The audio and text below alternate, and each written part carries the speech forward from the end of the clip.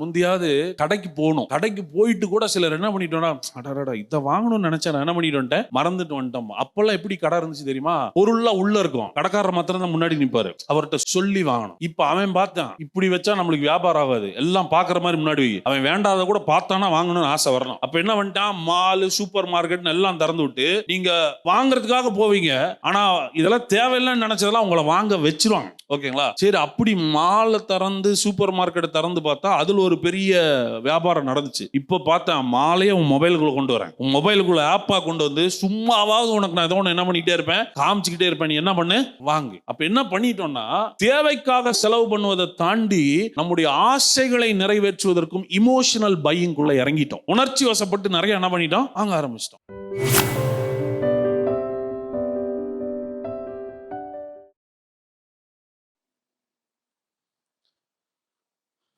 நிறைய பேருடைய லைஃப்ல தொடர்ந்து எப்படா ஃபினான்ஸ்ல இவ்வளோ கஷ்டப்படுறாங்கன்னு பார்த்தா அவங்களுக்குள்ள இந்த மாதிரி சில பொருளாதாரத்துல கெட்ட பழக்கங்கள் இருக்குது. இந்த கடன் அடைக்கிறதுக்கு இன்னொரு கடனை வாங்குறது, அந்த கடன் வாங்குற இடத்துல என்ன சொல்றதுல பதில் சொல்றது, ஒன்று சொல்றது அதுக்கப்புறம் நாளைக்கு தரன்றது, நாளைக்கு ஃபோன் பண்ணா நாளானைக்கு தரன்றது.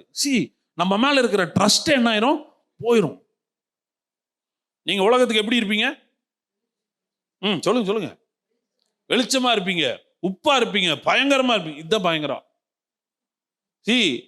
நீங்க சுவிசேஷம் சொல்றேன், பைபிள் படிக்கிறேன், நான் ஆத்தும ஆதாயம் பண்றேன், ஆதாயமே பண்ணாம உங்க பின்னாடி வர வைக்க முடியும். ஓகேங்களா? சுவிசேஷமே சொல்லாம உங்க பின்னாடி வர வைக்க முடியும். வேதத்துல பல இடத்துல நீ சொல்ல வேண்டாம், நீ தான் சுவிசேஷம் இருக்கு, நீ தான் சுவிசேஷம், உன் லைஃப் தான் சுவிசேஷம், வார்த்தை தான் சுவிசேஷம். ஏங்க, நான் பல பேருக்கு கடன் கொடுத்துருக்கேங்க, இவங்க ஒருத்தங்க தாங்க உண்மை பேசுவாங்கன்னு உங்களை மேல சொல்லிட்டாங்கன்னா நீங்க அங்க யாரை வெளிப்படுத்துறீங்க? You are a faithful Christian, child of காட்னு காட்டுறீங்க. இதுலலாம் உண்மை வெளிப்படுத்துங்க. இன்னைக்கே போனோம், இன்னைக்கே யார்கிட்டலாம் நம்ம எஸ்கேப் ஆயிட்டு இருந்தோமோ ஃபோன் பண்ணி ரீசனை சொல்லணும். நான் சொல்றேன், இந்த ஒரு மனம் திரும்புதல கூட கர்த்தர் பார்க்கிறார். உங்க பொருளாதாரத்தில் ஒரு பெரிய மாற்றம் வரும், பெரிய மாற்றம். ஸோ அநியாயமா நம்ம கையில காசு வரக்கூடாது. அடுத்தது, நம்ம கையில வந்த காசுக்கு எங்கெல்லாம் நம்ம வாங்குறோமோ, யார்கிட்டலாம் பேசுறோமோ அவங்கள்ட்ட என்ன பண்ண ஆரம்பிங்கன்னா, சொல்லுங்க, ரெஸ்பாண்ட் பண்ணுங்க. நான் சொல்றேன், அவங்க கூப்பிடுறது முன்னாடி நீங்க கூப்பிட்டுருங்க, நீங்க கூப்பிட்டு சொல்லிருங்க. அது நல்லது. உங்க மேல நம்பிக்கை என்ன பண்ணும், அதிகரிக்கும். மூணாவது, பைபிள்ல ஒரு வசனம் போட்டிருக்கு, எவனாகிலும் ஒரு கோபுரம் கட்ட தீர்மானம் பண்ணா கட்டுறதுக்கு முன்னாடி அதுக்கு எவ்வளவு செலவாகும் நம்ம என்ன பண்ணிடணுமா, பட்ஜெட்டை போட்டு செலவு பண்ணிட்டானா யாரும் அவனை கிண்டல் பண்ண மாட்டாங்க. ஆனா அதையெல்லாம் பார்க்காம அவன் ஆரம்பிச்சு விட்டு பாதியில கட்ட முடியாம ஸ்ட்ரகிள் பண்ணா பார்க்குறவங்களாம் என்ன பண்ணுவாங்க, பேசுவாங்க. மூணாவது, நம்ம பொருளாதாரத்துல கஷ்டப்படுறதுக்கு காரணம் என்னன்னா, வரவுக்கு மேல செலவு பண்ண ஆரம்பிச்சிட்டோம்.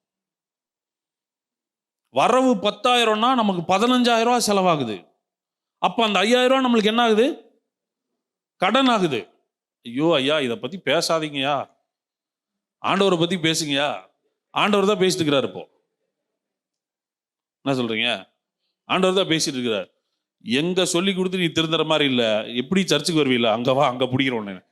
இன்னைக்கு 16ஆம் தேதி ஆண்டவர் உங்களுக்குன்னு வச்சிருக்கிறாரு, சரியா? 10,000 சம்பளம், செலவு எவ்வளோ?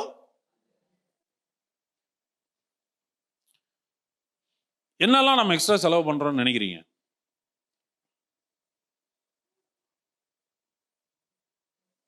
என்ன ஒரு அமைதி பார்த்தீங்களா? செலவே பண்ணாதவங்க மாதிரி. இப்போ நம்மளுக்கெல்லாம் முந்தியாவது கடைக்கு போகணும், கடைக்கு போயிட்டு கூட சிலர் என்ன பண்ணிட்டோம்னா, அடடா இதை வாங்கணும்னு நினைச்சேன், நான் என்ன பண்ணிட்டு மறந்துட்டு வந்துட்டோம். அப்பெல்லாம் எப்படி கடை இருந்துச்சு தெரியுமா? பொருள்லாம் உள்ள இருக்கும், கடைக்காரர் மாத்திரம் தான் முன்னாடி நிற்பாரு, அவர்கிட்ட சொல்லி என்ன பண்ணணும், சொல்லி வாங்கணும். இப்ப அவன் பார்த்தான், இப்படி வச்சா நம்மளுக்கு வியாபாரம் ஆகாது, எல்லாம் பார்க்குற மாதிரி முன்னாடி அவன் வேண்டாத கூட பார்த்தானா வாங்கணும்னு ஆசை வரணும். அப்ப என்ன பண்ணிட்டான், மால் சூப்பர் மார்க்கெட் எல்லாம் திறந்து விட்டு நீங்க வாங்குறதுக்காக போவீங்க, ஆனா இதெல்லாம் தேவையில்லைன்னு நினைச்சதெல்லாம் உங்களை வாங்க வச்சிருவாங்க. ஓகேங்களா? சரி, அப்படி மாலை திறந்து சூப்பர் மார்க்கெட்டை திறந்து பார்த்தா அதுல ஒரு பெரிய வியாபாரம் நடந்துச்சு. இப்ப பார்த்தேன், மாலையே உன் மொபைலுக்குள்ள கொண்டு வரேன், உன் மொபைலுக்குள்ள ஆப்பா கொண்டு வந்து சும்மாவாவது உனக்கு நான் ஏதோ ஒன்று என்ன பண்ணிக்கிட்டே இருப்பேன், காமிச்சுக்கிட்டே இருப்பேன், நீ என்ன பண்ணு வாங்கு. அப்ப என்ன பண்ணிட்டோம்னா, தேவைக்காக செலவு பண்ணுவதை தாண்டி நம்முடைய ஆசைகளை நிறைவேற்றுவதற்கும் இமோஷனல் பையிங்குள்ள இறங்கிட்டோம். உணர்ச்சி வசப்பட்டு நிறைய என்ன பண்ணிட்டோம், வாங்க ஆரம்பிச்சிட்டோம். உணர்ச்சி வசப்பட்டு நிறைய வாங்க ஆரம்பிச்சிட்டோம். நம்மளுக்கு இது தேவைப்படுமா தேவைப்படாதான்னு தெரியாது, ஆனா ஆசைப்படுது மனசு. அதனால என்ன பண்ணிடலாம், வாங்கிடலாம். அப்போ நிறைய விஷயங்கள் இருக்குது, ஆனா மறுபடியும் இன்னொன்னு என்ன பண்றோம், ஒண்ணுக்கு மேல வாங்குறதுல என்னென்ன சொல்லுங்க பார்ப்போம். ட்ரெஸ், அப்புறம் வீட்டுக்கு வரேன், ட்ரெஸ் வாங்குறோம், செப்பல் வாங்குறோம், வாட்ச் வாங்குறோம், ஹேண்ட்பேக் வாங்குறோம், சாரி வாங்குறோம். வேற நீங்க எழுதிக்கோங்க, நீங்களே எழுதிக்கோங்க. காஸ்மெட்டிக்ஸ் ரொம்ப அடிபட்டு இருக்கிறாரு பிரதர். இதெல்லாம் என்னன்னா, புது புது பிராண்டு வர வர, புது புது டிசைன் வர வர நம்மளுக்கு என்னன்னு தோணுது,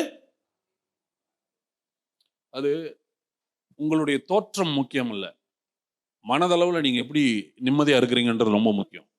ஆமென்.